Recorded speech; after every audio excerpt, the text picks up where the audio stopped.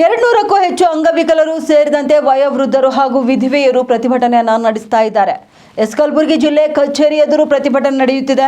ಬಾಕಿ ಪಿಂಚಣಿ ಬಿಡುಗಡೆಗೆ ಆಗ್ರಹಿಸಿದ್ದಾರೆ. ಇನ್ನು ಕಳೆದ 4-5 ತಿಂಗಳಿಂದ ಸಾಮಾಜಿಕ ಭದ್ರತಾ ಯೋಜನೆಯಡಿ ಮಸಾಶನ ಪಿಂಚಣಿ ಬಾರದ ಹಿನ್ನೆಲೆಯಲ್ಲಿ ಚಿಂಚೋಳಿ ತಾಲೂಕಿನ 200ಕ್ಕೂ ಹೆಚ್ಚು ಅಂಗವಿಕಲರು, ವಯೋವೃದ್ಧರು, ವಿಧವೆಯರು ಹಾಗೂ ನಿರ್ಗತಿಕ ಫಲಾನುಭವಿಗಳು ಕಲಬುರಗಿ ಜಿಲ್ಲಾಧಿಕಾರಿಗಳ ಕಚೇರಿ ಎದುರು ಪ್ರತಿಭಟನೆಯನ್ನ ನಡೆಸಿ ಸರ್ಕಾರದ ವಿರುದ್ಧ ಆಕ್ರೋಶವನ್ನು ವ್ಯಕ್ತಪಡಿಸಿದರು.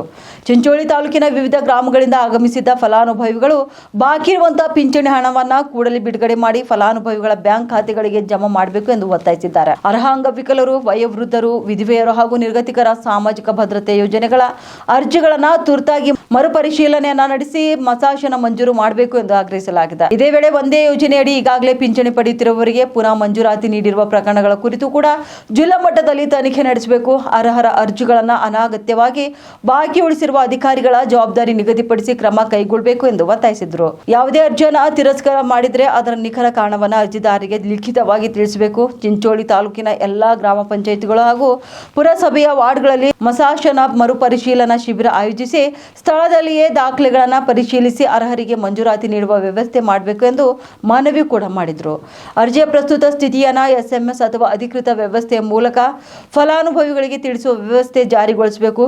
ಪ್ರತಿ ಗ್ರಾಮ ಪಂಚಾಯಿತಿಯಲ್ಲೂ ಕೂಡ ಬಾಕಿ ಮಂಜೂರಾದ ಹಾಗೂ ತಿರಸ್ಕೃತ ಅರ್ಜಿಗಳ ಸಂಖ್ಯೆಯನ್ನು ಸಾರ್ವಜನಿಕವಾಗಿಯೇ ಪ್ರಕಟಿಸಬೇಕು ಎಂದು ತಿಳಿಸಲಾಗಿದೆ. ಸಾಮಾಜಿಕ ಭದ್ರತಾ ಯೋಜನೆಗಳ ಹೆಸರಿನಲ್ಲಿ ಮಧ್ಯವರ್ತಿಗಳು ಹಣ ವಸೂಲಿ ಮಾಡುವುದನ್ನು ತಡೆಯಲು ಈಗಾಗಲೇ ಕಟ್ಟುನಿಟ್ಟಿನ ಕ್ರಮ ಕೈಗೊಳ್ಳಬೇಕು ಎಂದು ಜಿಲ್ಲಾಡಳಿತಕ್ಕೆ ಸಲ್ಲಿಸಿದ ಮನವಿ ಪತ್ರ ನೀಡಿ ಒತ್ತಾಯಿಸಿದರು.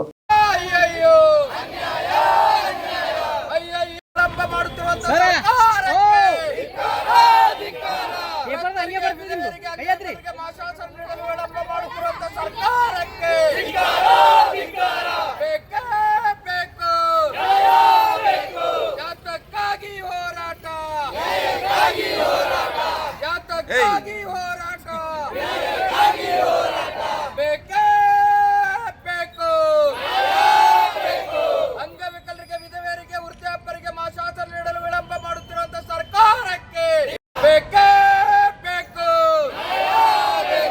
ಯಾತಕ್ಕಾಗಿ ಹೋರಾಟ? ಹೇಳ್ರಮ್ಮ, ಏನಾಗ್ಯದ? ಅದೇ ರೊಕ್ಕ ಸಲಗನೆ ಬಂದೇವಪ್ಪ. ರೊಕ್ಕ ಬಂದಾಗ್ಯಾವಂತೆ ಬಂದೇವ್.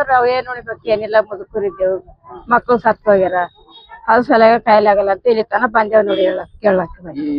ಬಂದಾಗಿ 7 ತಿಂಗಳಾಯ್ತ್ರಿ. ಇವ ವಜಿಪ ರೊಕ್ಕ ತಿಂಗಳಿಗೆ ಅದೇ 1200 ಬರ್ತೇವೆ.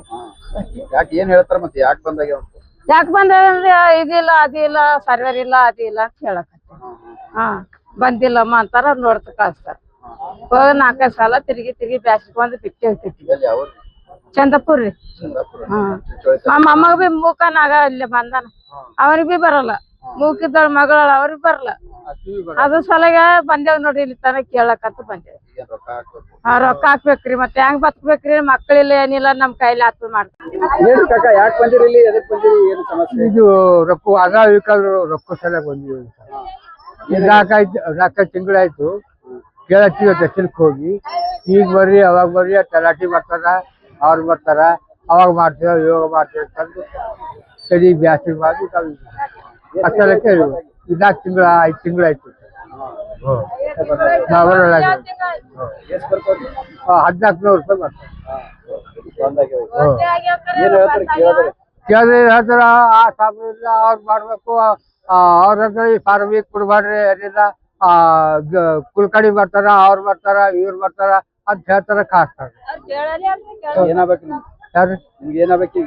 ಈಗ ಅದೇ ರೊಕ್ಕ ರೀ ನಮ್ಗ ರೊಕ್ಕ ಕಟ್ಟಾಗ್ಯಾವ. ತನಿಖೆ ಬಂದಿದ್ದೇವ್ರಿ. ನನ್ನ ಹೆಸರು ತೋರ್ದಪ್ಪ ಭವಾನಿ, ಚಂದ್ರಪುರ.